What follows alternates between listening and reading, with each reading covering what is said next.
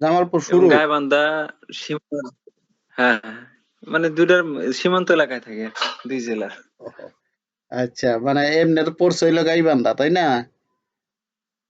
মূলত আমরা ঠিকানা হলো গাইবান্ধা। আপনার তাহলে থানা কোনটা? থানা গাইবান্ধা সদর। সদর।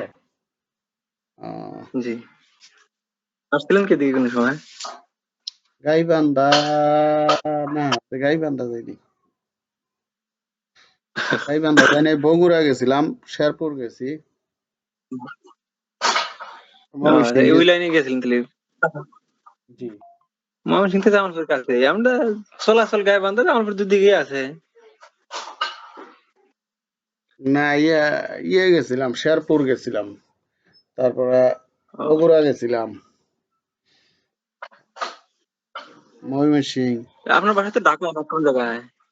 আমাদের ঢাকা হইল আশুলিয়া, সাভার আশুলিয়া।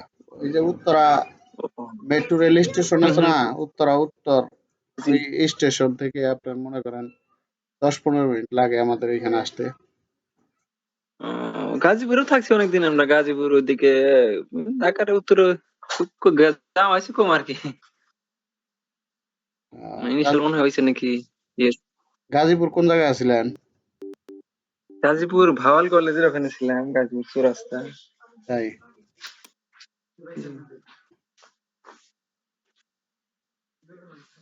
তাহলে তো এদিকে আসেন চিনেনি। ভাই, এদিকে আইসা ঘোরাফেরা করুন।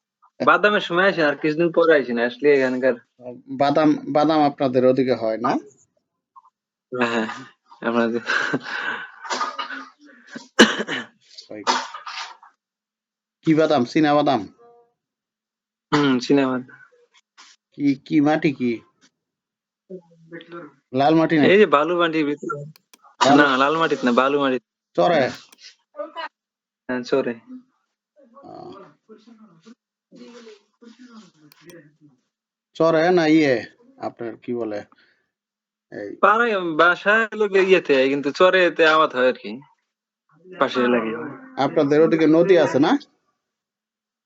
নদী আছে, পর্যাপ্ত নদী। কি নদী? এই যমুনা নদী আছে, তিস্তা নদী আছে। যমুনা নদী না, এটা দিয়ে উঠছে আপনার রাজশাহীর ওদিক থেকে গেছে নাকি? হ্যাঁ, এই দিক দিয়ে আমাদের গাইবান্ধা নদীর চলে গেছে। ও, আচ্ছা আচ্ছা।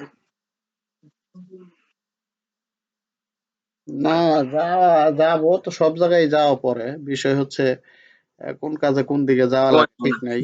আর আমি তো আমরা তো আল্লাহর রহমতে সারা বাংলাদেশে কাজ করি, যেহেতু আমিনশিপের কাজ করি, আবার অনলাইনে কাজ করি, কোর্স করাই। তো বাংলাদেশ, না, সময় নেই। ইন্ডিয়া, দুই দেশেই আছে, পরিচিত আছে অনেকে। আপনার ভিডিও তো অনেক ইন্ডিয়া মানুষ দেখে দেয়। জি, ইন্ডিয়াতে আজকেও তো 2-3 জন যোগাযোগ করলো ইন্ডিয়া থেকে।